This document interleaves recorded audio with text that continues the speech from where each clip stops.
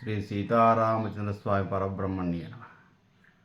ఆపదామపహత్తారం ధాతారం సర్వసంపదాం లోకాభిరామం శ్రీరామం భూయో భూయో నమామ్య. భగవద్బంధువులందరికీ కూడా శుభోదయం. శ్రీ విష్ణు సహస్రనామ స్తోత్రము పారాయణము వ్యాఖ్యలో భాగంగా ఈరోజు మరొక శ్లోకాన్ని మనం పరిశీలిద్దాం.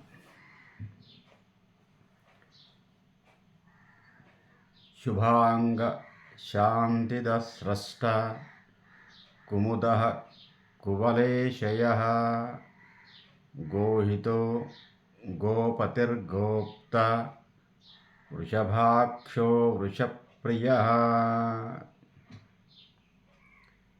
శుభాంగ శాంతిద.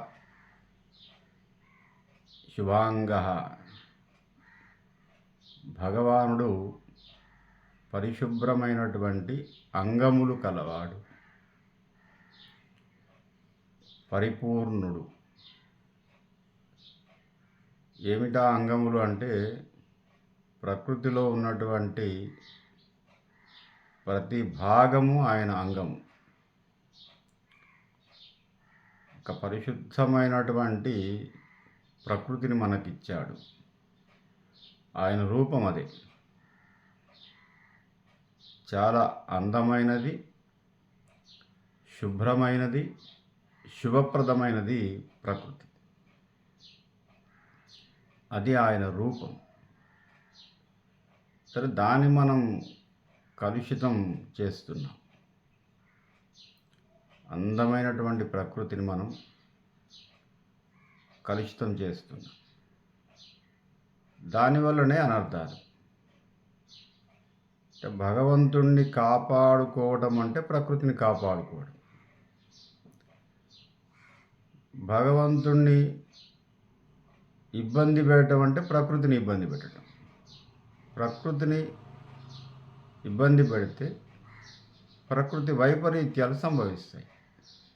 అదే భగవంతుడి యొక్క ఆగ్రహం. అంతే. తనను కాపాడుకుంటే మనల్ని కాపాడుతాడు. ధర్మో రక్షతి రక్షిత అంటే అదే. ప్రకృతిని నువ్వు కాపాడు నాయన, ప్రకృతిని నిన్ను కాపాడు. స్వచ్ఛమైన గాలి ఇచ్చాడు, దాన్ని కలుషితం చేస్తున్నావు.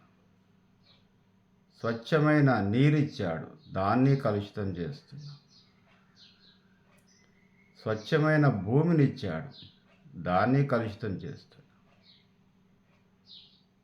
కలుషితం కానిదంటూ ఏది లేదు, అన్నిటినీ కల్తీ. ఈ కల్తీ చేయటం వల్ల వచ్చే అనర్థాలే భగవంతుడి యొక్క ఆగ్రహం. ప్రకృతి ఆగ్రహం అంటే అదే. చెట్లను నరికావు, వర్షము లేదు. భగవానుడి యొక్క ఆగ్రహం. అంటే ప్రకృతిని నాశనం చేస్తున్నావు. ప్రకృతియే దైవం కాబట్టి ఆ దైవం ఇచ్చేటటువంటి ప్రయోజనం ఏది ఉండదుగా. అన్నీ ఇచ్చాడు మనకు ఆయన, అన్నీ స్వచ్ఛమైన ఇచ్చాడు. దాన్ని మనం కల్తీ చేసి వాడుతున్నాం. దానివల్ల అన్ని అనర్థాలే. అందుకే శుభాంగ. ఆయన ప్రకృతిని మనకు ఎట్లా ఇచ్చాడో అట్లాగే కాపాడుతూ జీవించగలగాలి. మానవుడికి ఉన్నటువంటి ఆశ వల్ల అన్నిటినీ కల్తీ చేస్తున్నాడు. ప్రకృతి సిద్ధమైన ఆహారం ఏది కూడా లభించటం లేదు. ఆశ వల్ల అన్నిటినీ కల్తీ చేస్తున్నాడు. ఈరోజు ప్రతి పదార్థాన్ని, ప్రతి వస్తువుని కల్తీ చేసేసి ధనార్జన కోసం, దానివల్ల ప్రకృతి వైపరీత్యము సంభవిస్తుంది. ఈ తుఫాన్లు, భూకంపాలు, అన్ని రకాలైనటువంటి అనర్థాలు సంభవించే అవకాశం ఉంటుంది. అదే ప్రకృతి యొక్క ఆగ్రహం. కాబట్టి నన్ను కాపాడండి నాయన, నేను మిమ్మల్ని కాపాడతాను.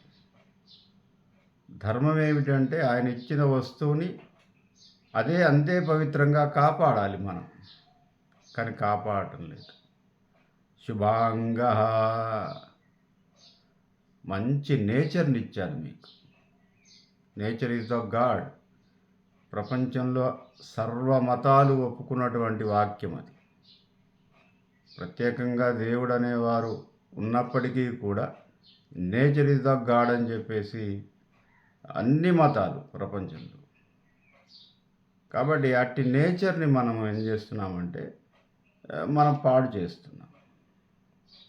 అది ఒక రకంగా కాదు, అనేక రకాలైనటువంటి కలుషితాల మధ్య మనం నివసిస్తున్నాం.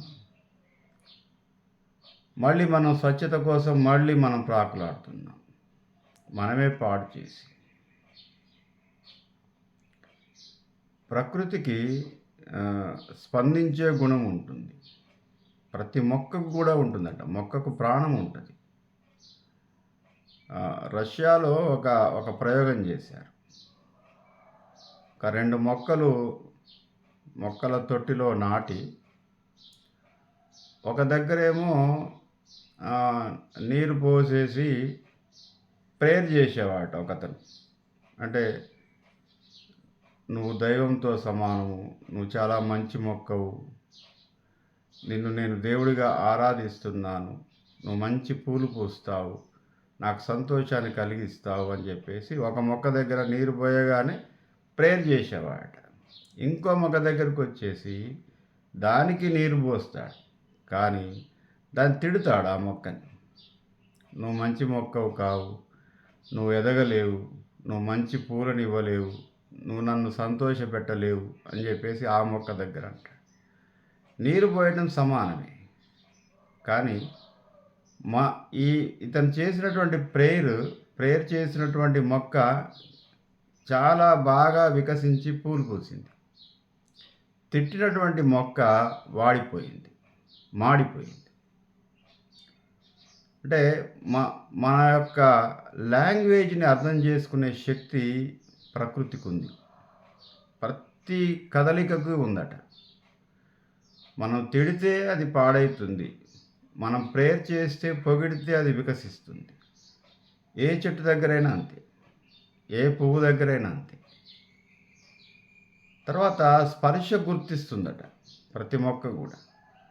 అంటే మొక్కని పెంచే యజమాని అప్పుడప్పుడు చెట్లను ఇలా స్పృశిస్తూ ఉండాలి, ఆ పూలను ఇట్లా కూడా ముట్టుకుంటూ ఉండాలి. ఆ స్పర్శ వల్ల, యజమాని స్పర్శ వల్ల అవి పులకించిపోయి వికసిస్తాయట. పూలు కానీ, మొక్కలు కానీ, పండ్లు కానీ. ఆ తోట యజమాని అప్పుడప్పుడు ఆ చెట్లని ముట్టుకుంటూ ఉండాలి ప్రేమగా, ప్రేయర్తో. దానివల్ల తోట చాలా, మన పంట పొలాలను అప్పుడప్పుడు మన పైర్లని ముట్టుకుంటూ ఉండాలి. మా పైరు లక్ష్మీదేవి అంటారు. నువ్వు మాకు జీవనాధారం, నువ్వే భగవంతుడి, నువ్వు పండటం వల్లనే ఆ ఒడ్లు మేము బియ్యంగా చేసుకొని మేము తినగలుగుతున్నాం, అన్నం పెట్టేటటువంటి భూమాత నువ్వు అని ఆ మట్టిని ఒకసారి స్పృశించాలట ప్రేయర్తో, ప్రేమతో. అప్పుడు అది పులకించిపోతుందట. అది యజమాని నన్ను నమ్ముకొని ఇంత చేస్తుంది, దానికి అర్థమవుతుంది. మన ప్రేయర్ కానీ, మన మాటలు భూమికి అర్థమవుతాయి, మొక్కలకు అర్థమవుతాయి, పంట చేలకు అర్థమవుతాయి, ప్రతి కదలికకు అర్థమవుతుందట. ఇది సైన్స్, ఫిజికల్ సైన్స్. ఇది రష్యాలో ప్రయోగశాలలో చేసినటువంటి ఒక ప్రయోగం. అది సత్ఫలితాలనే ఇచ్చింది.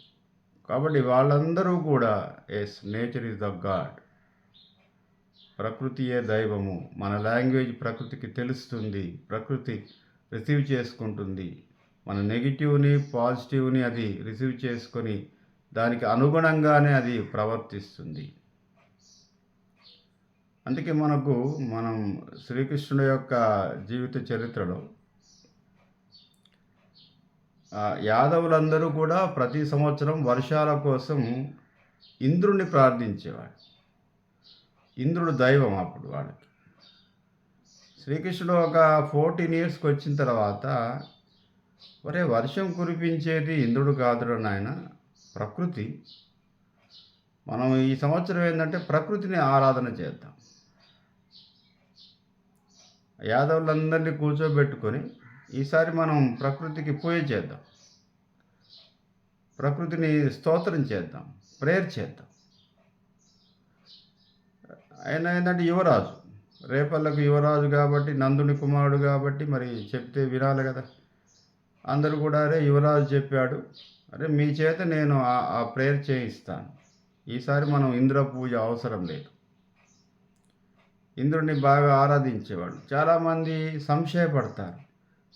అరే ప్రతి సంవత్సరం మనం ఇంద్రుడిని కదా పూజ చేసుకొని మన ఇంటి ఆచారం అది. మన మన రేపల్లె ఆచారం అది. ఆయన ప్రేయర్ చేయగానే వర్షం పడుతుంది కదా! ఈ సంవత్సరం ఏంది శ్రీకృష్ణుడు ఇట్లా అంటున్నారు అనుకుంటారు. కానీ చూద్దాం. మహారాజు యొక్క కుమారుడు యువరాజు అని చెప్పేసి అందరూ కూడా సరే నేను దగ్గరుండి చేయిస్తా అని చెప్పేసి గోవర్ధన పర్వతం దగ్గరికి తీసుకెళ్తాడు. గోవర్ధన పర్వతానికి పూజ చేయమంటాడు. వాళ్ళకేమి అర్థం కాదు. ఇది ఒకటి రాయి కదా, ఈ రాయిని పూజించడం ఏంటిది అంటే, ఇది రాయి కాదు నాయన, ఈ పర్వతాన్ని ఒకసారి పరిశీలించండి. దీంట్లో మన మేకలకు గొర్రెలకు కావలసినటువంటి గడ్డి ఉంది. మనం రోజు తినే ఫలాలనిచ్చే చెట్లు ఉన్నాయి. మనకు ఔషధాలకు వాడే ఔషధీ గుణాలు ఉన్నటువంటి మొక్కలు ఉన్నాయి. దీంట్లో ప్యూరిఫైడ్ మట్టి ఉంది మనకి. దీంట్లో నుంచి జాలువారే జలమంతా కూడా మనం రోజు మంచినీళ్ళుగా తాగుతున్నాము. ఒకసారి పరిశీలించండి అని చెప్పేసి చూస్తే అన్ని మానవులకు అవసరమయ్యే ఉన్నాయి దాంట్లో. ఆకులు, తీగలు, పళ్ళు, పసర్లు, మట్టి, తర్వాత గడ్డి, పచ్చగడ్డి, ఔషధాల మొక్కలు అన్నీ ఉన్నాయి. ఇవన్నీ మనకు అవసరం కదా. మనకి ఏవి అవసరం అవుతే వాటి యొక్క శక్తియే దైవ బలం. కాబట్టి ఈసారి మీరు గోవర్ధన పర్వతాన్ని పూజ చేద్దామని చెప్పేసి ఆ పర్వతం దగ్గర పూజ చేయిస్తాడు. సరే అది ఇంద్రుడికి ఇష్టం లేక ఏదో బాగా జడివాన కురిపించడం, మళ్ళీ గోవర్ధన పర్వతాన్ని శ్రీకృష్ణుల వారు ఎత్తడం, దాని కింద తలదాచుకోవడం, అది ఒక ఐతిహ్యం. కానీ ఆయన మొట్టమొదటిసారిగా ఆయనే స్వయంగా ప్రకృతినికి పూజ చేయమంటాడు. ప్రకృతి పూజ ఏదైనా మనం పూజలో కూడా పుష్పం, పత్రం, ఫలం, తోయం అన్ని ప్రకృతిలో దొరికే పూలు పెట్టమంటారు దేవుడికి. పత్రం ఆకు పెట్టమంటారు. ఫలం ఏదో ప్రకృతిలో లభించిన పండుని పెట్టమంటారు. తోయం నీళ్లు పోయమంటారు. శివుడికి అభిషేకం అదే కదా, నీళ్ళతో అభిషేకం చేస్తాం. అన్ని ప్రకృతిలో దొరికేయే. అంటే ఆయన వస్తువులు ఆయనకు ఏదో ఇస్తున్నాం మనం అంతే. దీంట్లో ఇంకా వేరే ఇంకేమైనా ఉందా? ప్రకృతి సిద్ధము కానీ ఏమైనా మనం పూజలో ఉపయోగిస్తున్నాం? ఆయన వస్తువులు ఆయనకి ఇష్టం అంతే, అవి మనం చేస్తున్నాం అంతే. పూజలో మొత్తం అంతే. పసుపు, కుంకుమ దగ్గర నుంచి మొదలుపెట్టి అన్నీ ప్రకృతి నుంచి వచ్చినాయే. వేరే ఏ వస్తువుని మనం పూజకు వాడము. పూజకు వాడేటి అన్నీ ప్రకృతి సిద్ధము. కాబట్టి ఆయన వస్తువులు ఆయనకి ఇచ్చేసి మనమే ప్రేయర్ చేస్తాం. అందుకే ఆయన శుభాంగ. మనిషి 100 సంవత్సరాలు జీవించడానికి కావలసినటువంటి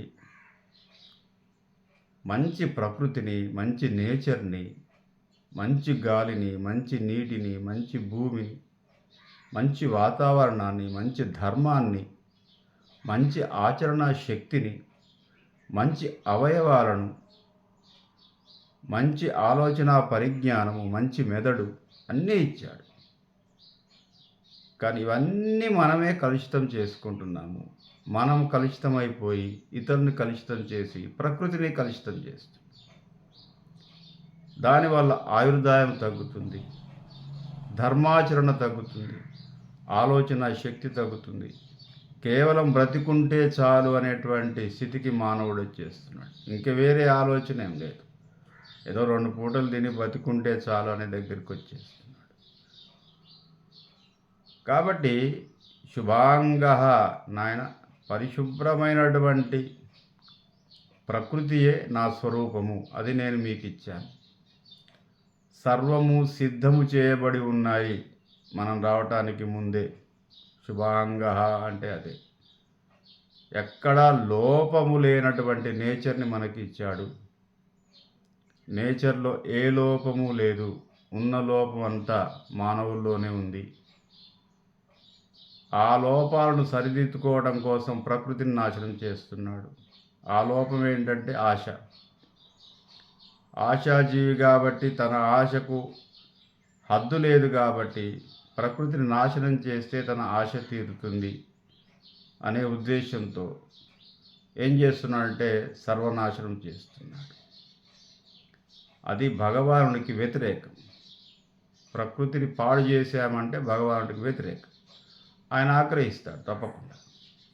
ఎవరిని పాడు చేస్తే వాళ్ళకి కోపం వస్తుంది కదా. ఆయన ఆగ్రహించటమే ప్రకృతి వైపరీత్యం, అంతే, వేరే ఏం లేదు.